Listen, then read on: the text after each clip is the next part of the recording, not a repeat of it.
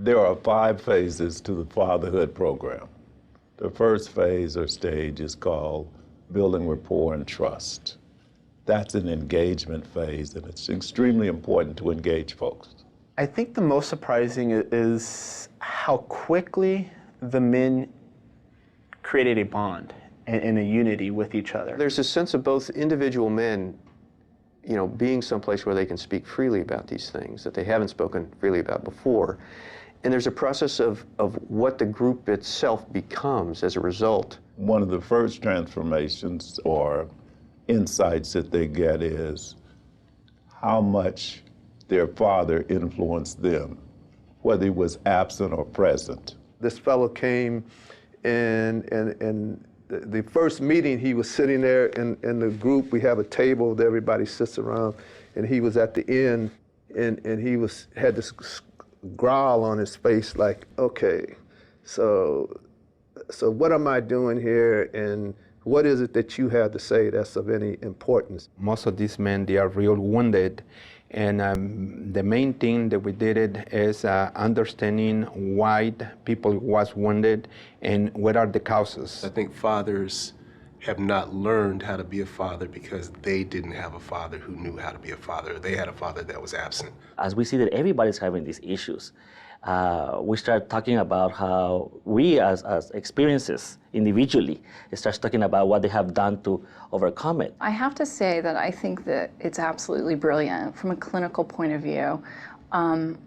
We get so busy on getting the facts. You need to fix this piece or that piece, and we never go back in time and just have people process the pain. And I think the magical part of Project Fatherhood is that's exactly what it's doing. The second stage would have to do with symptom change, where the person is able to experience better sleep, eating better, exercising, looking out for themselves physically. We had one father came every day by himself into our Healthy Lifestyle Center, brought in his daughter for the very first time into the YMCA, and they were participating in chess clubs, they were participating in arts and crafts activities, and they actually swam in our aquatic center together. And so that was a success story in itself, from a man that used to just come in every day, swipe a membership card and work out, to now bringing in his daughter and them working out together. The third stage has to do with behavioral change, where people start to interact socially and benefit from more positive interactions with each other. Because you cannot be a good father unless, first of all, you're a good man.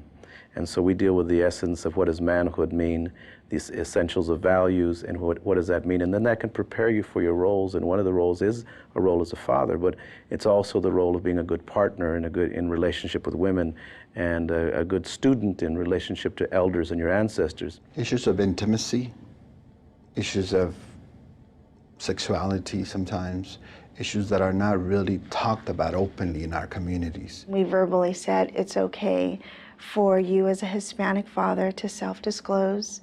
It's okay for you to forgive.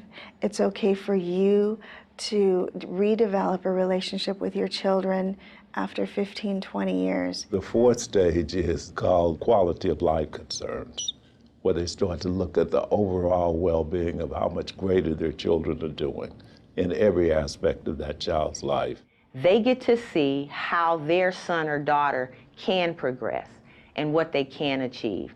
Because they're thinking, well, he's not going to be able to do this, this, and this. And then he sees another person and says, wow, he's playing basketball and he's able to take care of himself and he's working on his behaviors. So they get to see that there's a success in there. They get to concentrate on the abilities of their child rather than the disability of their child. And the final stage is called internalization and commitment, where you've internalized these principles about how to relate to your children, and you're committed to practicing that not only with your children, but with other children in the neighborhood. I'll ask them, when's the last time you sit down with your son or daughter, just like we're doing right here, and face each other and talk, as opposed to in the car or watching TV or even having dinner. And you'll see all of a sudden a light will go on and they'll stop and ponder like, oh, I don't know when's the last time.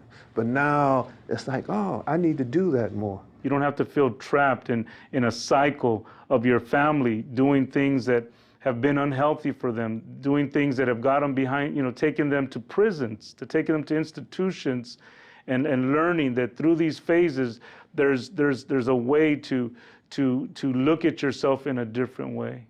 It's a transformation. I wish everybody could see it. One guy was fearful. His son was 16 or 17, and he said, he doesn't need me anymore.